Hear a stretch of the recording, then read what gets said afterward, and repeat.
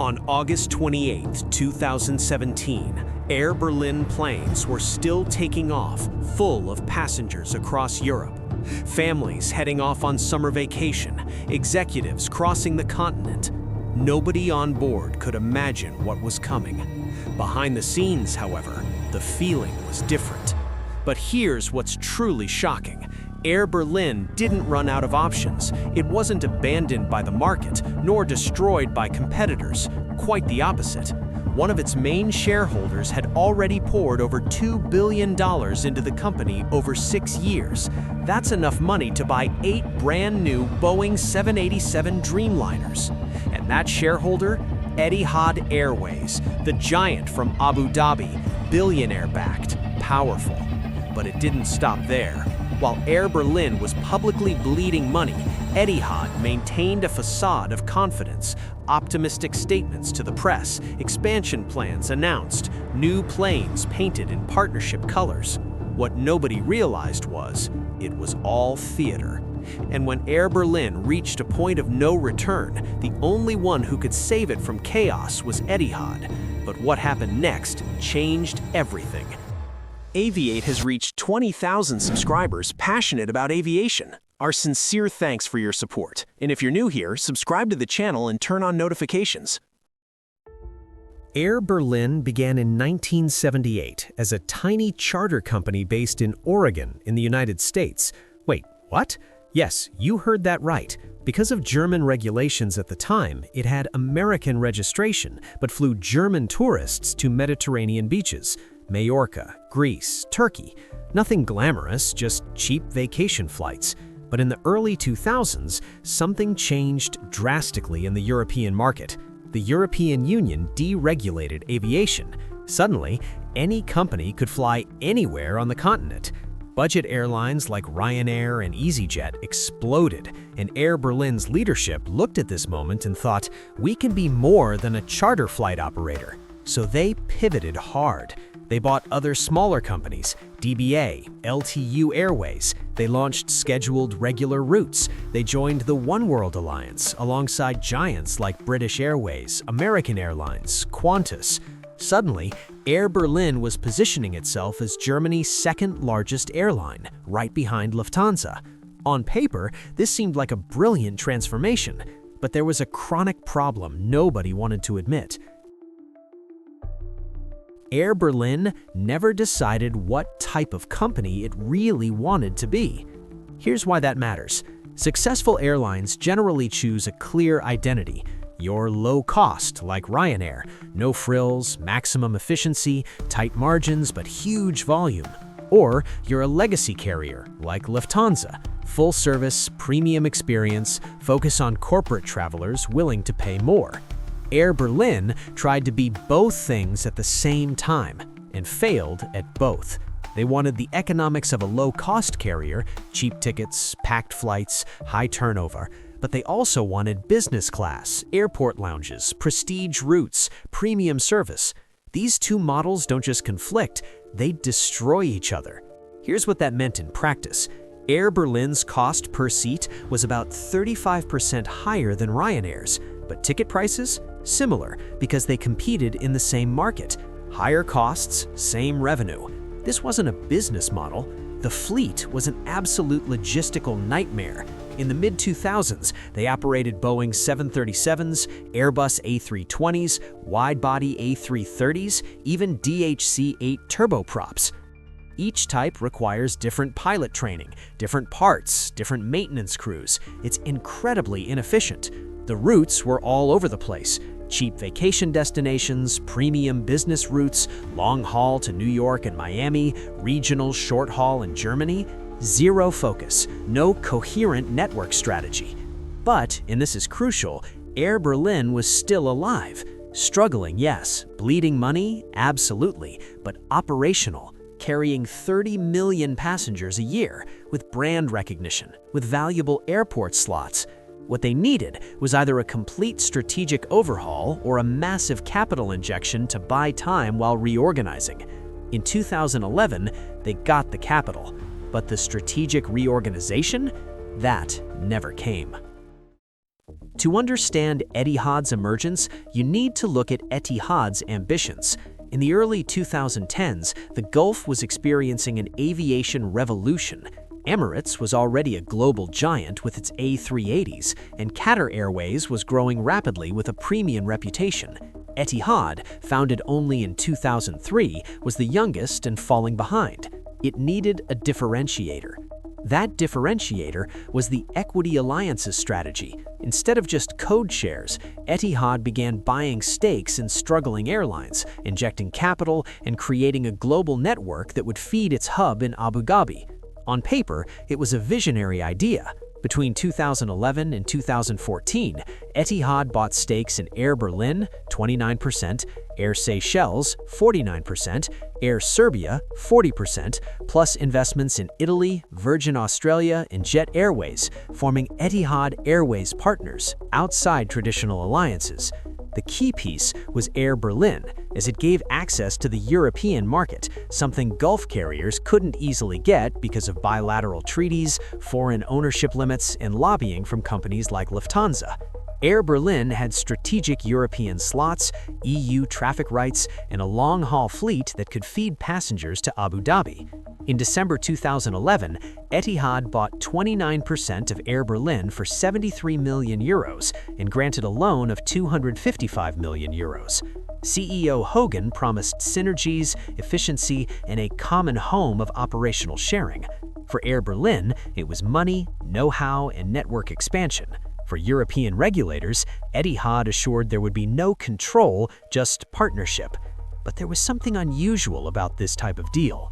Etihad was investing hundreds of millions without having full authority to impose strategic changes, while Air Berlin was receiving capital without the necessary pressure for painful reforms. Too much capital, too little authority. There was something very strange. In the years following the investment, something strange happened. Almost nothing had changed at Air Berlin.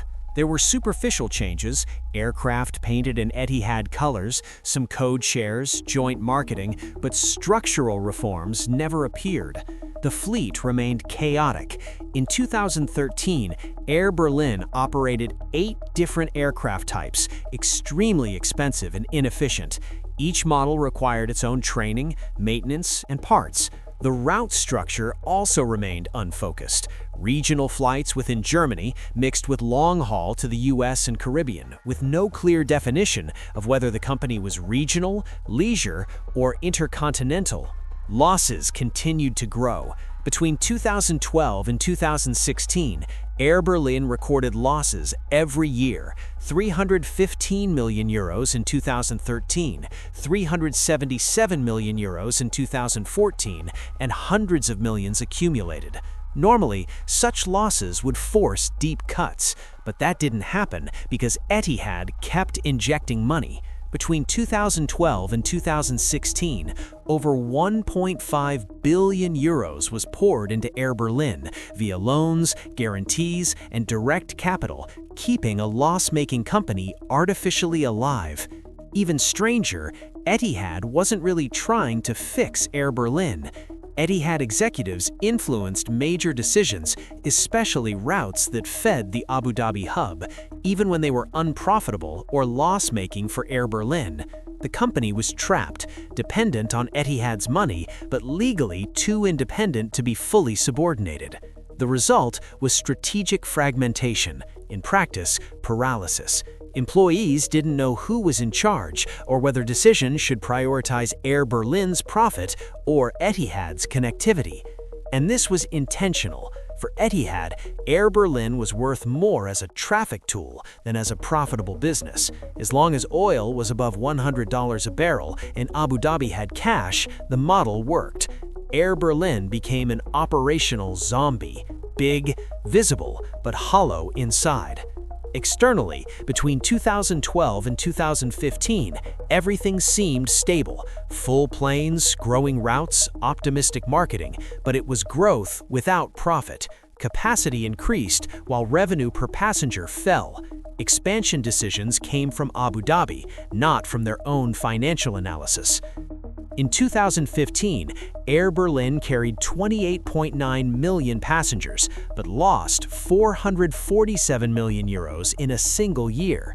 High costs came from the inefficient fleet, untouched labor contracts, and expensive maintenance, plus routes maintained only to serve Etihad. And the problem wasn't just Air Berlin. Etihad's equity alliances model was failing on several fronts. Alitalia, Jet Airways, and Virgin Australia were also bleeding money. By 2015, it was clear the experiment wasn't working, especially because Etihad itself was starting to post losses. On the outside, optimism. Inside Abu Dhabi, questions were finally starting to emerge. 2016 was the boiling point, silent but irreversible. In Abu Dhabi, there was a change of command in the entities overseeing Etihad's investments. The new executives asked the question that had never been answered: where's the return? Billions had been invested in Air Berlin, Alitalia, Jet Airways, and Virgin Australia, and all continued to lose money year after year. At the same time, the global scenario changed. Oil fell from $100 a barrel in 2014 to $40 to $50 a barrel, tightening budgets and reducing tolerance for expensive bets. Etihad was stuck with its own model, unable to exit without admitting failure, but also unable to keep funding losses. The recalibration began subtly. Loans started being questioned, capital injections took longer, and Etihad executives began demanding real timelines for profitability. In May 2016, James Hogan left his position as CEO, officially a planned transition, in practice, the end of the equity alliances era. For Air Berlin, the signal was clear. In 2016, the company reported 782 million euros in losses in a single year. It depended on hundreds of millions just to survive, but the money was starting to dry up. For the first time, Etihad was indicating, albeit privately, that patience was running out. Since 2011, over 2 billion euros had been invested in Air Berlin. In return, Etihad received a still unprofitable company, with no clear path to profitability and with decreasing strategic returns. The feeder routes didn't deliver the expected premium traffic, and the value of the European presence no longer justified the cost. By the end of 2016, Etihad was modeling only 3 scenarios: continue funding, shut down in a structured way, or find a buyer. The question, how to make it profitable, was no longer on the table. Air Berlin had become a strategically obsolete asset. Spring 2017. Air Berlin was on the brink of financial collapse. Etihad loans were coming due, suppliers demanded faster payments, and lessors threatened to repossess aircraft. The company urgently needed more capital, hundreds of millions of euros. They turned to Etihad one last time. Air Berlin requested about 500 million euros in liquidity to get through 2017 and early 2018. With that money, it could continue operating, seek a buyer, or attempt one more restructuring. Without it, insolvency would come within weeks. Etihad had the money. What changed wasn't the financial capacity, but the strategic calculation. The question shifted from "can we afford it" to "does this still serve us?" The answer was no. The equity alliances model was being dismantled globally. Etihad was pulling back from Alitalia and Jet Airways, and keeping Air Berlin alive would only prolong an already recognized mistake. The decision was made in silence. No announcements, no press conference. Etihad would not provide additional capital. It prepared legal defenses and quietly notified the German government, aware of the systemic impact of the collapse of a company with 8,000 employees and millions of passengers. And then it waited, because it wouldn't be Etihad announcing the end. It would be Air Berlin itself. August 15, 2017. Air Berlin issued a press release that shocked the industry.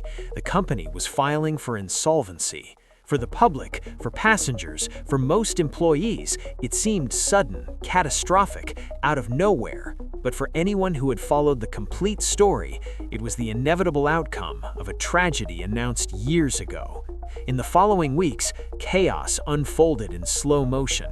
Aircraft were gradually taken out of operation, routes were canceled, pilots and flight attendants were laid off, 8,000 people losing their jobs. Passengers with future reservations were stranded, not knowing if their flights would happen. The German government intervened with a bridge loan of 150 million euros, not to save the company, but to keep it flying long enough to repatriate passengers and allow for an orderly liquidation instead of a chaotic collapse.